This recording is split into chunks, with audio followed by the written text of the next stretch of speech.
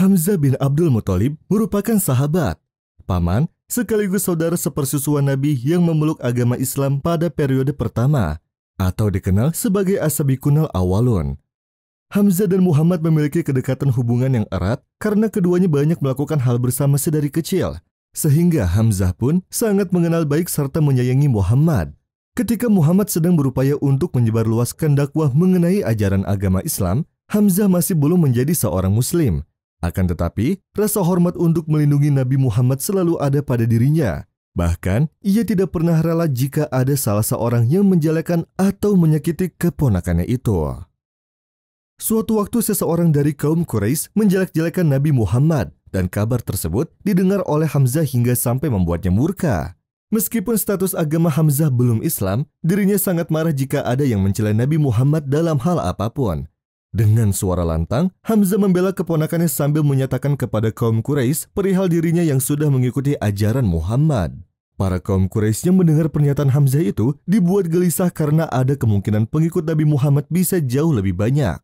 Setelah kejadian tersebut, Hamzah sempat dilanda keraguan atas agama Islam. Namun pelarian dirinya hanya kepada Allah untuk meminta keyakinan, kebenaran, serta petunjuk. Maha suci Allah atas segala kuasanya mengabulkan doa-doa Hamzah sampai membuat dirinya yakin. Kemudian, ia bergegas menemui Rasul untuk menceritakan kejadian yang dialaminya. Mendengar apa yang terjadi pada Hamzah, Rasulullah turut mendoakan agar dirinya diberikan keteguhan hati pada agama Islam.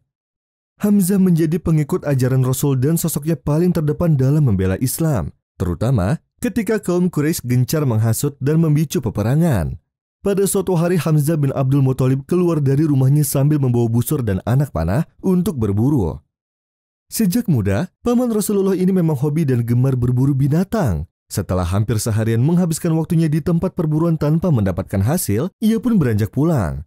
Namun sebelum kembali ke rumahnya, ia lebih dulu mampir ke Ka'bah untuk melakukan tawaf. Sebelum sampai di Ka'bah, seorang budak perempuan milik Abdullah At-Taimi menghampirinya seraya berkata, "Hai Abu Umarah, andai saja tadi pagi kau melihat apa yang dialami oleh keponakanmu, Muhammad bin Abdullah, niscaya kamu tidak akan membiarkannya.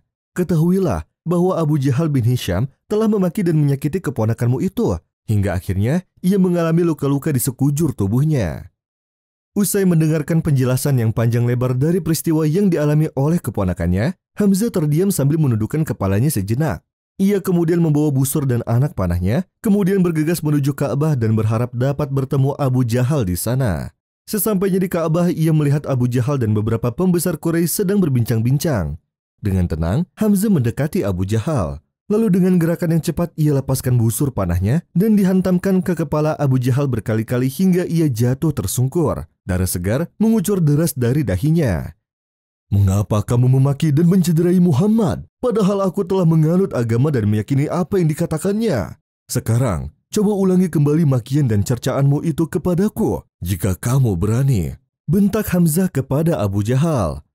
Dalam beberapa saat, orang-orang yang berada di sekitar Ka'bah lupa akan penghinaan yang baru saja menimpa pemimpin mereka. Mereka begitu terpesona oleh kata-kata yang keluar dari mulut Hamzah yang menyatakan bahwa ia telah menganut dan menjadi pengikut Muhammad. Tiba-tiba beberapa orang dari Bani Makhzum bangkit untuk melawan Hamzah dan menolong Abu Jahal. Tetapi Abu Jahal melarang dan mencegahnya seraya berkata, "Biarkanlah Abu Umarah melampiaskan amarahnya kepadaku, karena tadi pagi aku telah memaki dan mencerca keponakannya dengan kata-kata yang tidak pantas."